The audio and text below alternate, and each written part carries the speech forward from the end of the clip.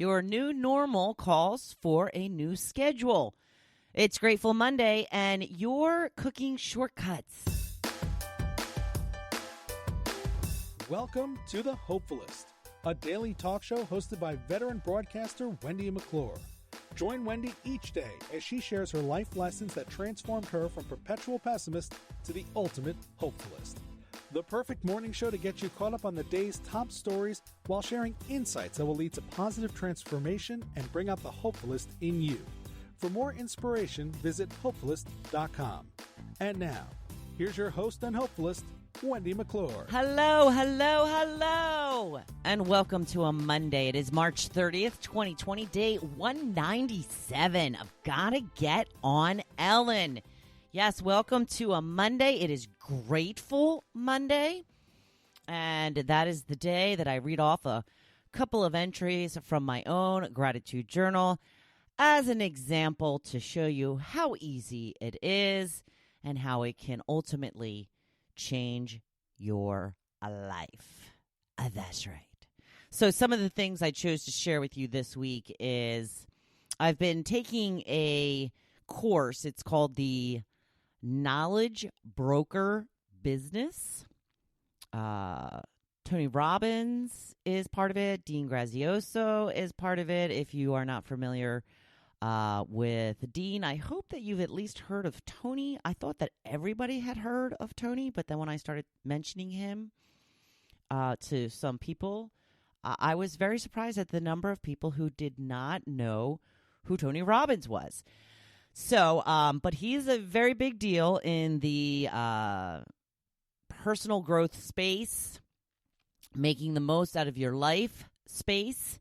So I've been taking a course through them, and I'm also a big fan of Jenna Kushner. I don't know if you're aware of her. She has a podcast called the Goal Digger Podcast, not the Gold Digger Podcast, the Goal, Goal. And I saw a lot of a lot of people had on the top of their graduation caps in the last couple of years, goal digger, when they're graduating from college and such.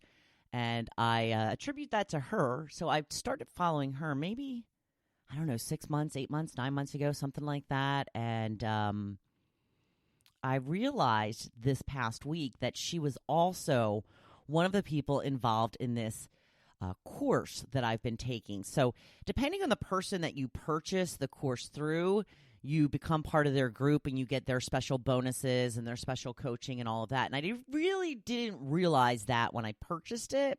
So I'm on Jenna's mailing list, and just one of her normal emails I kind of responded to was just like, I just realized I could have purchased the course through you. I didn't. I really wish that I could get access to your coaching and bonuses. And somebody from her team emailed me back right away and said, just contact them and say you want to be switched into Jenna's group, and we'll send you an email with all of the bonuses and how to access all of the coaching that she has done thus far. And I got into a special Facebook group just for her students, and it's been phenomenal. And, it really is just another example of, if you don't ask, the answer is always no. Just ask. Oh, I didn't know. Can I change it? Can I do something? Yes, you can. All right. Getting so many more benefits now being in her group than I was before. So just ask. The worst they can do is say no. And you're right where exactly the same place you were before you asked. Some other things that I had been grateful for this past week. Took Tucker for a nice little walk, ran into my friend Donna, who lives at the end of my street, while we were on the walk. That was nice. I think I mentioned that already. She gave me a little sprig of one of her spring flowers. I still have it in a little bud vase right on my little counter. I ordered some pens for my business. I put a picture of that up in the group page over the weekend. So excited about it. It's a very cool rose gold color. It's a ballpoint pen, at the same time a stylus pen. And I've already gotten my, which is what I shared with you, my, what do they call it? My proof. And I approved that. And so they should hopefully be on their way. I don't know when. I don't know when, but got me some pens. Yes, the goal and the purpose of the pens is for if I do ever get to speak in public, which is part of my goals. As you know, I have been scheduled to do a speech in July, which I'm really hoping does not get canceled at this point. But part of it is, I want to hand out my pens at these events. And I also wanted to get maybe some little journals to hand out with my logo on it. So people have a ready-made and ready-to-go gratitude journal that they can start, a cute notebook, and a fabulous pen. That's what I always tell you, so that's what I would like to provide. So very happy and very excited about the pens. And then the last thing that I had written down this week that I was very excited about, I am sure this will come as a surprise to no one, lasagna! We had lasagna. Oh, it was so good. So good. Now, we made a big, huge thing of lasagna. And that's what I was talking about before. We don't make it that often because it's just, something that's so big. So we did decide to freeze part of it. We had it for dinner Saturday night, and then we had it again for dinner last night. And it's usually almost always better on the second night because it really gives it time for the flavors to soak in. And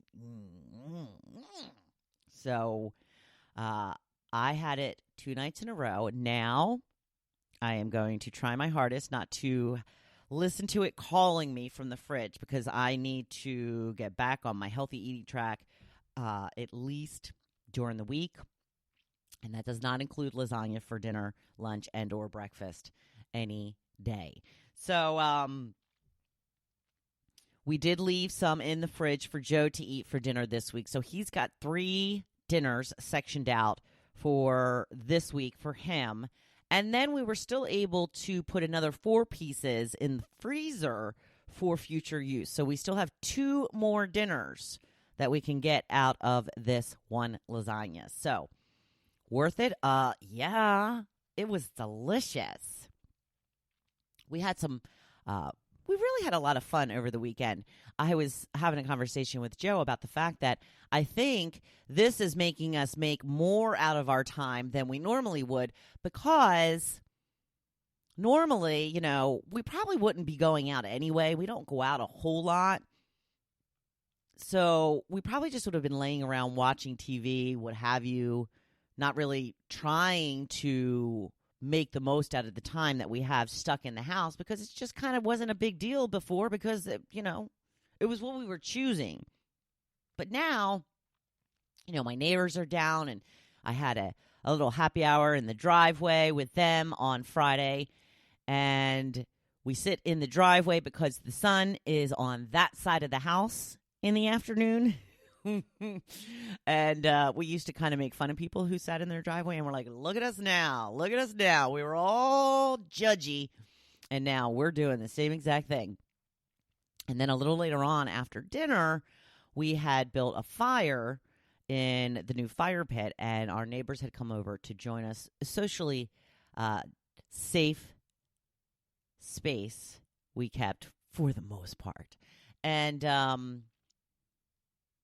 it was just a nice time. I played DJ. I had my iPhone, and I was taking requests, going through YouTube for songs that people were requesting that I did not have. And it was a really fun night. So then Saturday, of course, was all about the lasagna. But then I came up with an idea that it'd be fun to play like some sort of board game or something, but it's hard to play with just 2 people. In fact, I don't know any board games, except maybe Monopoly or something, which we don't have for 1 and 2, even if we did have. I don't think I would be interested. Actually, I do think we have Monopoly. I think that my sister had given me an Eagles version of Monopoly. I don't think I've ever played it, but I do believe that I have it. I don't know if Joe would play Philadelphia Eagles Monopoly because he is a New York Giants fan. But anyway, I came up with an idea of why don't we get in touch with my cousin Jim, who loves Friends as much as we do, and we can play Friends trivia via FaceTime. So I thought this was a great idea. He agreed, and I told him to bring this game that I had gotten him for Christmas this past year. And then I realized there was no way for us to really ask him questions because we don't have the game. So I was trying to figure out how to work that out. But then by the time the call came around, he said he was with his friend Karen, and her daughter was there. So apparently her daughter has just binge watched all of the Friends. So her and Jim were a team, and Karen was our reader, which she seemed to be okay with. I wouldn't have that much fun being just a reader because I'm very competitive. But it worked out well. We had a good time. We kicked their butt. We were way ahead. I mean, way ahead. That's right. That's right. I'm hassling my cousin a little bit. But we started out slow. I got to tell you that, we missed the first 3 questions. I don't even remember what the first question was, but it was really tough. And then Jim's first question was, what was Rachel wearing in the pilot episode of Friends when she walks into the coffee house? Okay, who doesn't know that she was wearing a wedding dress? If you've ever seen Friends, you know that's what she was wearing. I find that the questions sometimes are not the same on the difficult spectrum. But we did come back, we persevered, and we kicked some major butt. But it was a great time. I had a lot of fun. And it was something different, It was everybody's having these virtual happy hour now. My friend Sue over the weekend did a Facebook Live happy hour. We're coming up with new and different ideas because this is a whole new world we're living in. So there you go. There's some of the things we did over the weekend. Yesterday was pretty low-key, not the greatest weather. But we did start a new show. Now, I have been hearing about this show for a very long time. And when we were talking about potentially starting this show, it's on Netflix. So we just have a little Netflix button on our television that, you just hit that and then Netflix comes on automatically. And after I clicked my name, the first show that was in the queue was the show we were discussing, which I find to be a little creepy. Of all the shows that Netflix has, why is the one show we were just talking about in the queue and ready to go? Seriously, all we had to do was hit play. But I'm talking about Ozark. A lot of people have recommended this show.